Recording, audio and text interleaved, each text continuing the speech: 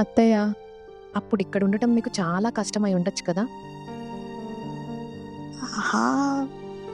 మొదట్లో చాలా ఇబ్బంది పడ్డాను.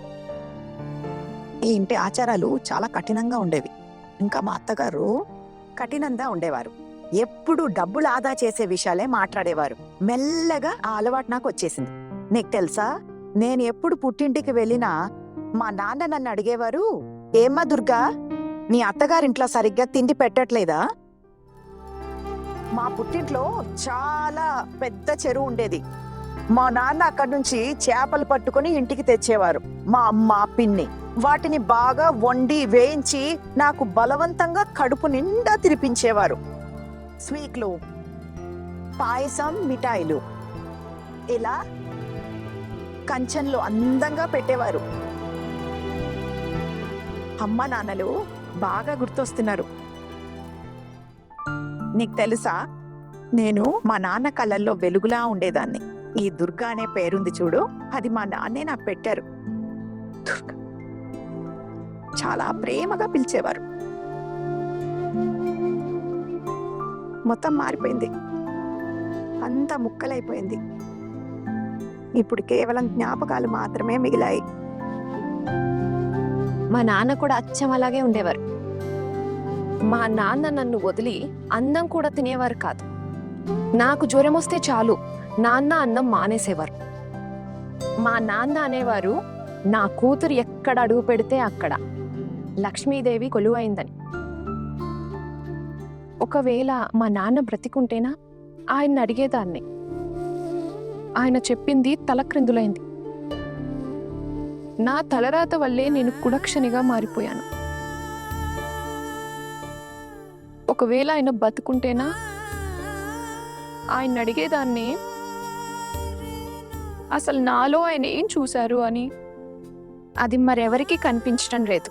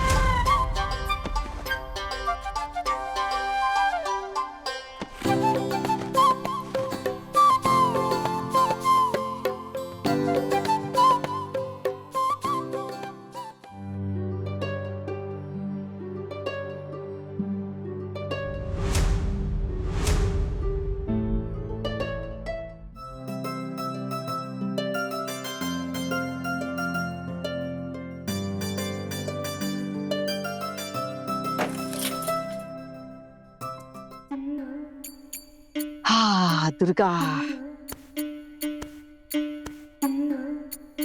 చిచి చిచి చి తడిగుడ్డతో తుడిచి తుడిచి ఈ అమ్మాయి ఒళ్ళంతా జిడ్డుగా చేసేసింది. 2 రోజులైంది స్నానం చేసి. ఇలా ఉండలేకపోతున్నాను. ఇక తలుపు తీయను. ఇంత పొద్దున్నే ఎవరు నిద్రలేచి ఉండరు. ఆ అమ్మాయి స్నానానికి వెళ్ళింది. ఇదే మంచి అవకాశం. త్వరగా స్నానం చేసేస్తాను.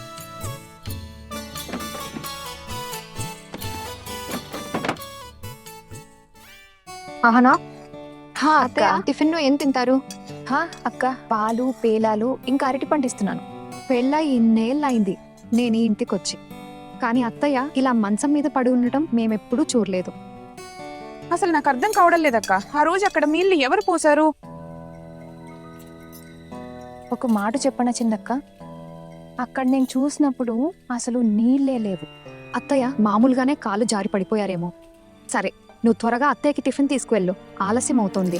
అవునా హనా, నువ్వు అత్తయ్య గారిని ఇంతగా చూసుకుంటున్నావు కదా, అలాగే దగ్గరగా ఉంటే వాళ్ళని నొప్పించొచ్చు. నీ పని కూడా అయిపోతుంది. నేను వాడిని మంచి చేసుకోవడానికి సేవ చేయడం లేదక్క. ఆమె ఆరోగ్యం బాగోలేదని చేస్తున్నాను. అత్తయ్య ఆరోగ్యం కుదుట పడగానే నేను ఈ ఇల్లు వదిలి వెళ్ళిపోతాను. ఏంటి, నిజంగా వెళ్ళిపోతావా ఆహానా? అహానా, నువ్వు మరదిగారి మొహం చూసావా? ఎలా వాడిపోయిందో. పగలు రాత్రి నీకోసమే ఆరాటపడుతున్నాడు. అత్తయ్య కొత్త ఆజ్ఞ వేయకూడదని కోరుకుంటున్నారు. ఆయన కేవలం నువ్వింతగా సేవ చేస్తున్న దాన్ని బట్టి అత్తయ్య నిన్ను పుట్టింటికి పంపకూడదు. కానీ నేనే ఇక్కడ ఉండాలనుకోవడం లేదక్క. జీవితాంతం ఎవరిదో ఉపకారం కింద అణిగి నేను బ్రతకలేను. కానీ ఆహానా, ఇప్పుడు పెళ్ళయ్యాక ఇవన్నీ తప్పవు కదా, మేం కూడా భరిస్తున్నాం కదా. మేము ఇలాగే బతుకుతున్నామా హానా? చూడు, మెల్లమెల్లగా చిన్నగా నీకే అలవాటైద్ది. ఒక్కొక్కరు ఒక్కోలా ఉంటారక్క. బహుశా ఇలానే జీవించాల్సి వస్తుందేమో. నాకు పడదు.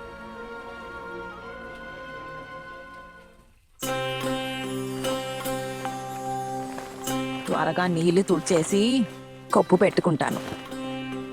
ఈ అమ్మాయి ఏ క్షణమైనా రావచ్చు.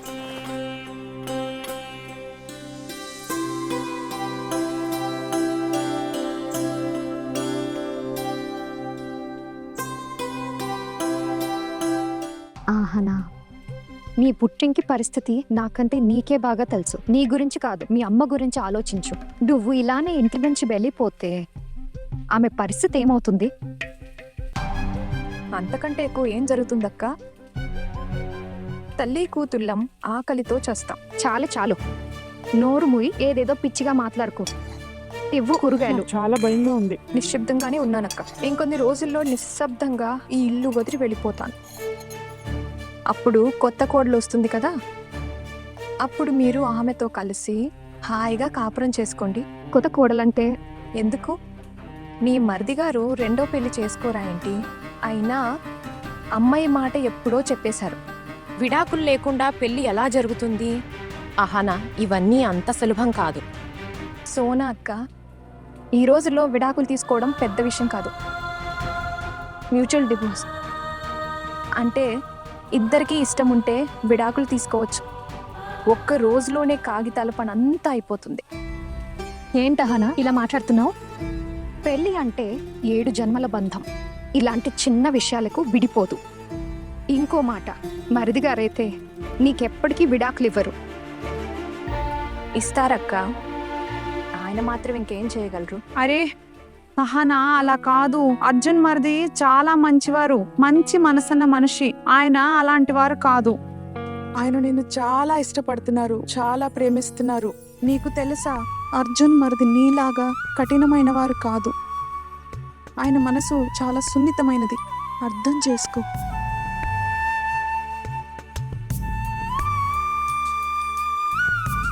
నేను అత్తయ్యకి టిఫిన్ ఇచ్చొస్తాను, ఆలస్యం అవుతుంది. వెళ్ళు చెల్లి.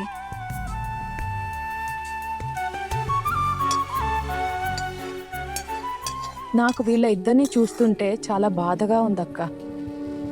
వీళ్ళ ఇద్దరిని దగ్గర చేయడానికి మనం ఏదో ఒక దారి వెతకాలి అనిపిస్తోంది.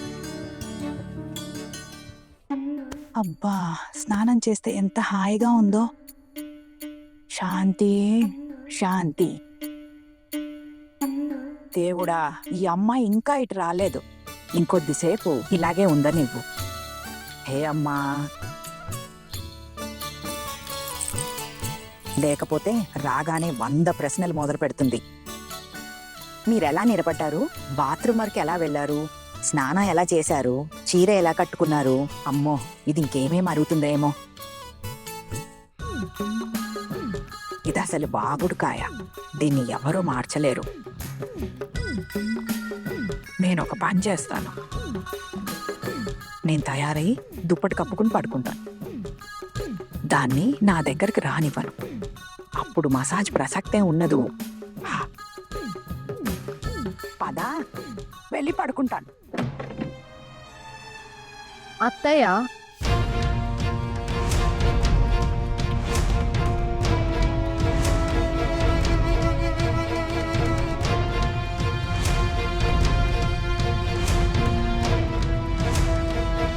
అత్తయ్య, మీరు నిలబడి ఉన్నారేంటి?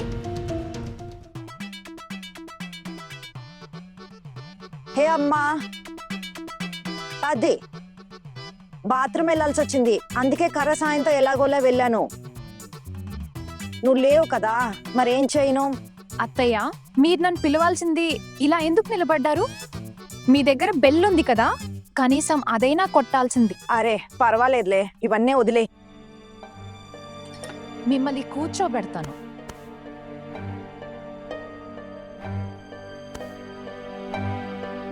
అత్తయ్య, మీ ఒళ్ళు ఇలా చల్లగా ఉందేంటి? నీ ఈ ప్రశ్నకు సమాధానం చెప్పను, అస్సలు చెప్పను. అత్తయ్య, ఏంటి? మీరు స్నానం చేశారా? ఎందుకో? నీకెందుకు చెప్పాలి? చెప్పనన్నాను కదా.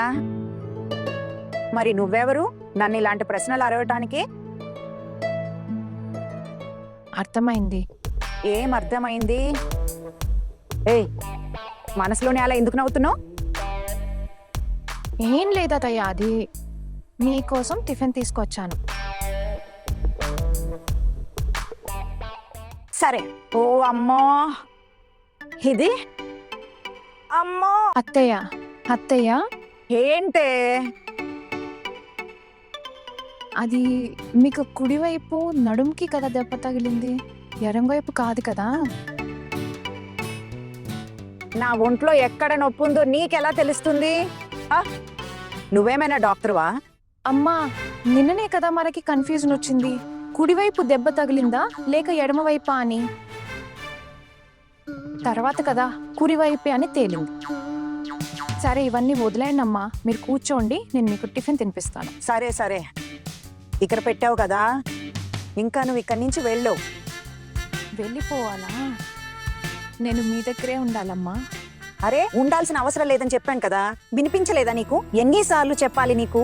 అర్థం కావట్లేదా? వెళ్ళు ఇక్కడ నుండి. సరే అత్తయ్య, ఈ ప్రపంచంలో నేనే చెడ్డమ్మాయిని ఒప్పుకుంటున్నాను. అత్తయ్య, ఇప్పుడు మీ ఆరోగ్యం కుదుట పడింది కదా, అంటే ఇప్పుడు మీరు నడవగలుగుతున్నారు కదా? అయితే నేను నడవగలుగుతున్నాను మరి. అయితే రేపు ఆ అంటే నువ్వు రేపే పుట్టింటికి వెళ్ళిపోవాలనుకుంటున్నావా? ఈ నెలలోనే వెళ్ళి నా కొడుకుకి అమంగళం చేయాలనుకుంటున్నావా నువ్వు?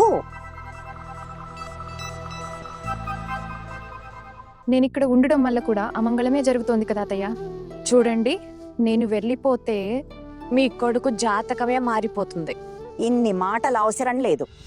ఇంకో విషయం, ఒక మాట చెవిలో వేసుకో. నిన్ను మా కోడలుగా ఇంటికి తీసుకొచ్చాం కదా, కాబట్టి మేము అనుకున్నప్పుడే నువ్వు వెళ్తావు. మీరు నన్ను ఎందుకు ఆపుతున్నారమ్మా?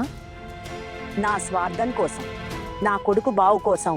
ఇప్పుడు చెప్పు, నీ మీద జాలితో చేయడం లేదు, ఇదంతా ఆపాలని ఉంది. అత్తయ్య, మీరు కూర్చుంటారా లేక పడుకుంటారా? నేను మీకు టిఫిన్ తినిపిస్తాను అత్తయ్య.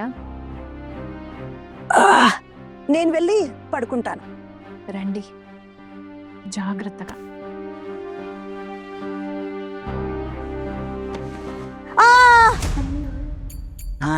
పడేసావు కదా, ఇప్పుడు సరి చేస్తుంది.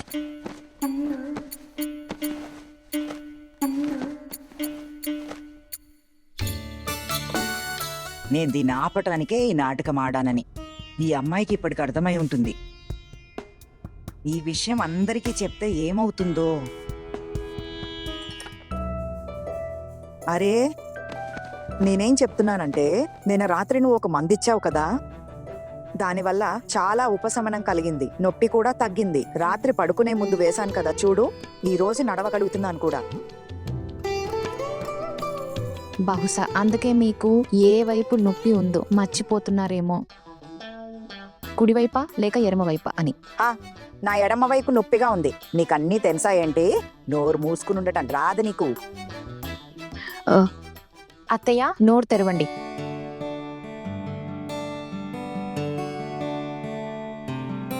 నా నొప్పి తగ్గింది కదా, అందుకే కొంచెం ఆకలేస్తుంది. నువ్వు నాకు పని చెయ్యి, వెళ్ళి అందరికీ చెప్పు ఇప్పుడు నాకు ఆరోగ్యం బాగుందని, నేను నడవగలుగుతున్నానని. సరే అత్తయ్య.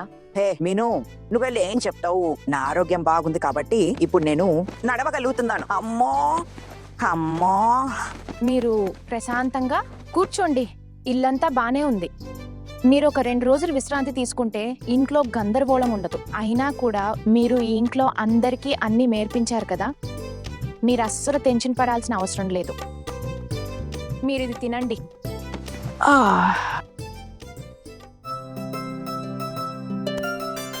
చూడు తింటే శక్తి వచ్చింది. ఇంకా ఇలా కూర్చుంటే బాగుంది, పడుకునుంటే నడుము నొప్పి ఇంకా ఎక్కువైపోతుంది బాబోయ్. అందుకే చెప్పాను నిమ్మళంగా లేచి కూర్చోమని. మీరిలా కంగారుగా లేస్తే నువ్వంటే ఏమవుతుంది? అది కాదు అంటే మళ్ళీ దెబ్బ తగులుతుందని అత్తయ్య, అందుకే అన్నాను. నాతో జోకులు వేస్తున్నావా? లేదమ్మా, మీరు పెద్దవారు, మిమ్మల్ని చూసి ఎలా అవతారు చేస్తాను? మీరిది తినండి. సరే అత్తయ్య, మిమ్మల్ని ఒక మాట అడగనా? మీరు చిన్నప్పుడు చాలా అల్లరి చేసేవారా? ఇదేం ప్రశ్న? ఎప్పుడైనా చెట్లెక్కారా మీరు? లేకపోతే ఎప్పుడైనా మీరు ఇంట్లో వాళ్ళకి అబద్ధం చెప్పి పొలాల్లో ఆడుకున్నారా? లేదా ఎప్పుడైనా చెరువులో స్నానం చేశారా? మీరు చెప్పారు కదా మీ ఊళ్ళో ఒక చెరువు ఉండేదని. నేను కొంచెం అల్లరి పిల్లనే. అసలు ఆ రోజులే వేరు. అదొక దేవకన్యల కథలా ఉండేది. నేను రోజంతా చెరువులోనే ఉండేదాన్ని, లేదా తోటల్లో చెట్ల మీద రోజంతా గెంతుతూ ఆడుకునేవాళ్ళం. ఇప్పుడు అవన్నీ చూస్తుంటే గత జన్మ ముచ్చట్లా అనిపిస్తుంది. కానీ ఇవన్నీ ఇప్పుడు ఎందుకు అడుగుతున్నావు? ఊరికే అమ్మ, ప్రత్యేకమైన కారణం ఏమీ లేదు.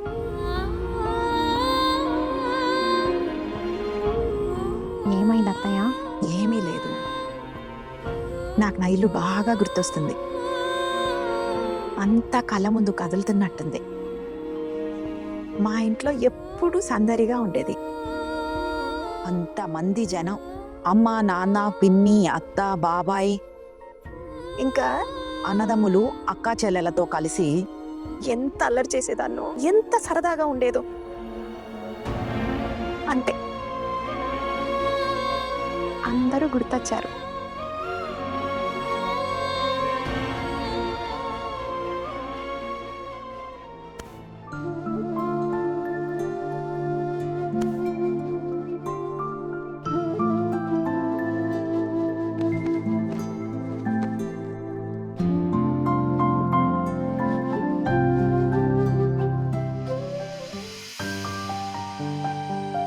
ఇది ఎప్పటికీ ఇలా సాగదు కదా. అరే చిన్న, ఇప్పుడు పెద్దమ్మ ఆరోగ్యం బాగుంది కదా, కానీ పెద్దమ్మ నిన్ను నీ భార్యతో కలవనివ్వదు. నీ పరిస్థితి చూసి నాకు కూడా బాధగా ఉంది చిన్న. మనం ఏదో ఒక ప్లాన్ చేయాలి. తుక్కునన్నయ్య, నేనేమంటానంటే ఇప్పుడు ఈ ప్లాన్లన్నీ వద్దులే, దీనికి అవసరం లేదు. అయినా కూడా అమ్మ ఆరోగ్యం బాగోలేదని అహానాను తన దగ్గర ఉంచుకున్నారు. ఇప్పుడు అమ్మ బాగున్నారు కదా, ఇంకొన్ని రోజుల్లో అహానాను తన పుట్టింటికి పంపించేస్తారు. లేదు చిన్న, పుట్టింటికి వెళ్లే ముందు మీరిద్దరూ కొంచెం సమయమైనా కలిసి ఉండాలి కదా. ఇప్పటి వరకు మీ ఇద్దరికి శోభనం కూడా జరగలేదు, అదే కదా. పెద్దమ్మ ఇప్పటి వరకు గదిలో నుండి బయటకు రాలేదు. నువ్వు ఒకసారి నా ప్లాన్ విను. మీతా వెళ్ళి పెద్దమ్మతో. నేనా? అవును నువ్వే. మీతా వెళ్ళి పెద్దమ్మతో చిన్నాకి విపరీతమైన జ్వరం ఉందని చెప్తుంది. అదే బాగుంటుంది. లేదు, జ్వరం అని చెప్పలేం, సారీ. మీతా వెళ్ళి చెప్తుంది చిన్నకి తల విపరీతంగా నొప్పిగా ఉందని, తల పగిలిపోతూ ఉందని. కానీ అన్నయ్య, ఇవన్నీ అమ్మకి చెప్తే ఏం లాభం? అరే అర్జున్ గారు, మీకు అస్సలు అర్థం కావడం లేదు. తల నొప్పిగా ఉంటే తల పట్టడానికి ఎవరైనా ఉండాలి కదా. నేను ఒక పని చేస్తాను. నేను నేరుగా వెళ్ళి పెద్దమ్మతో చెప్తాను అర్జున్ అన్నయ్యకి తల పగిలిపోతోందని. అప్పుడు ఆమె వెంటనే అహానాను తల పట్టడానికి నీ దగ్గరకు పంపిస్తుంది. సరిగ్గా చెప్పారు వదిన, ఈ ప్లాన్ బాగుంది. మీరు అమ్మని ఇంకా అర్థం చేసుకోలేదు. ఇన్ని రోజులుగా చూస్తున్నారు కదా, ఎలా వర్కౌట్ అవుతుంది? చిన్న, ఇప్పుడు మాట్లాడినంత మాత్రాన ఏమీ జరగదు. ఇప్పుడు మనం ఏదో ఒకటి ప్లాన్ చేసి మేనేజ్ చేసుకోవాల్సిందే. ఒక పని చేస్తా, మితా లేకుంటే నేను వెళ్ళి చెప్పొస్తా పెద్దమ్మకి. నేను పెద్దమ్మ గదిలోకి వెళ్ళి నేరుగా అహానాన్ని తిడతాను. Coming to the point. నేను వెళ్ళి అంటాను, అహానా ఏం చేస్తున్నావు నువ్వు ఇక్కడ? పెద్దమ్మ గదిలో నీకేం పని? అక్కడ నీ భర్త తలనొప్పితో అల్లాడిపోతుంటే నువ్వేంటి ఇక్కడ? వెళ్ళి నీ భర్తకి సేవ చేయి, ఆయన తలపట్టు. అలా చెప్తాను అహానాకి. చూడు, పెద్దమ్మకి చిన్న అంటే ప్రాణం. ఈ మాట వినగానే వెంటనే అహానాన్ని పంపించేస్తారు. ఈ ఐడియా అయితే బాగుంది, కానీ ఒక మాట చెప్పనా, అహానాతో అసలు మాట్లాడటమే కుదరడం లేదు. మీద మాట్లాడడానికి ప్రయత్నించాను, కానీ వెనకాలే అత్తయ్య పిన్ని వచ్చేశారు. అమ్మ ముందు పెద్ద గొడవ చేశారు. నాకిప్పుడు అహానాను మళ్ళీ కలవాలంటే ధైర్యం సరిపోవటం లేదు. ఏం చేయాలో అర్థం కావటం లేదు. ఏ చిన్న, పెళ్లి కూడా అయిపోయింది. నీకు ఇంకా ధైర్యం లేదంటే ఎలా చెప్పు? ఇప్పుడు ఇలా అంటే కుదరదు. టెన్షన్ పడకు. మీ ఇద్దరిని కలిపేందుకు నేను ఏదో ఒకటి చేస్తాను. ఖచ్చితంగా. ఒక నిమిషం, ఆఫీస్ నుండి వచ్చాక నువ్వు పెద్దమ్మను కలిసావా? లేదు. ఇక నువ్వు వెళ్ళాల్సిన అవసరం లేదు చిన్న. మనం వెళ్ళి పెద్దమ్మకు చెబుదాం నువ్వు కలవడానికి రాలేవని. నీకు తలనొప్పిగా ఉందని చెబుదాం, సరేమా? సరే. కానీ అన్నయ్య, అహానా ఇప్పుడే రాకపోయినా పర్వాలేదు, కానీ రాత్రికి మాత్రం తనని రాత్రికి పంపించండి. కొంచెం మాట్లాడాలనుకుంటున్నాను. అలాగే మరిది గారు. సరే, మేమిద్దరం ఏదో ఒకటి చేస్తాం. మీ నొప్పి ఎలా తగ్గించాలో.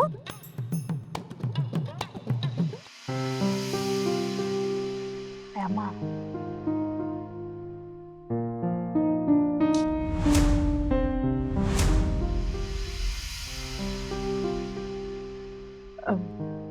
పెద్దత్తయ్య,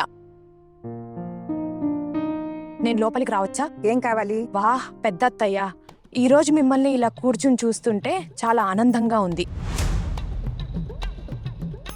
మీకు తెలుసా పెద్దత్తయ్య, మేము మీకోసం ఎంత కంగారు పడ్డామో. ఈ సోపు వేయడం ఆపి వేరెక్కడైనా వేసుకో. నాకు తెలుసు, నేను కింద పట్టం చూసి మీకంటే ఎక్కువ ఎవరు సంతోషపడుండ్రు. లేదు లేదు పెద్దమ్మ, ఏం మాట్లాడుతున్నారు మీరు? నేను నిజం చెప్తున్నాను, నన్ను నమ్మండి. సరే, ఏం కావాలో చెప్పు. ఏం చెప్పను పెద్దత్తయ్య, ఇంకో ఘోరం జరిగిపోయింది.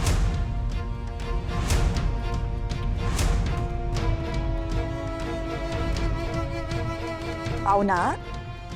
ఇప్పుడు ఏమైంది? మరిది గారు మిమ్మల్ని కలవడానికి అస్సలు రాలేకపోతున్నారు. ఎందుకు?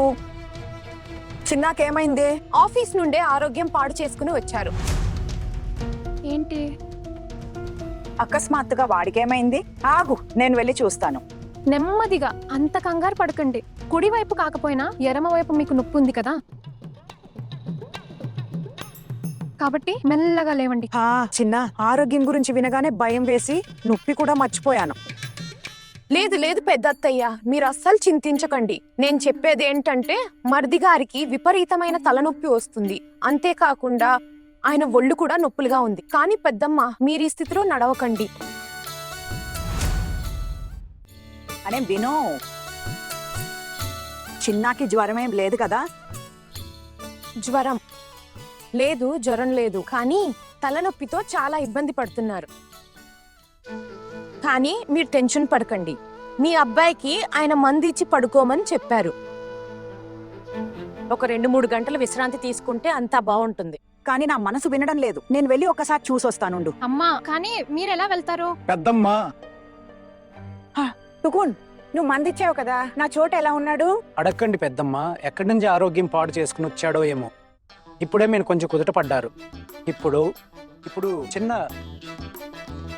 మరే నువ్వు ఇక్కడ నిలబడి ఏం వింటున్నావు? వినపడలేదా? చిన్న తలనొప్పితో అల్లాడుతున్నాడని. వెళ్ళి నీ భర్తకి సేవ చేయి, ఆయన గురించి పట్టించుకో. ఇంకా పెద్దమ్మ ఇప్పుడు బానే ఉన్నారు, మేమందరం ఉన్నాం చూసుకోవడానికి. నువ్వు భార్యగా నీ బాధ్యత అన్నయ్య, నేను ఇక్కడ పని చేస్తున్నాను. అమ్మ గోర్లు కట్ చేస్తున్నాను. అరే అహానా, గోర్లు ఎవరైనా కట్ చేయొచ్చు కదా. చిన్న కోసం నువ్వు ఉండాలి కదా అక్కడ. నేను అతనికి మందిచ్చి బాము కూడా రాశాను. వీలైతే అతనికి బాగా బాము రాయి, సరేనా? అప్పుడు తలనొప్పి కూడా తగ్గుతుంది కదా. ఖచ్చితంగా నేను ఒకసారి వెళ్ళి చూస్తాను వాడిని.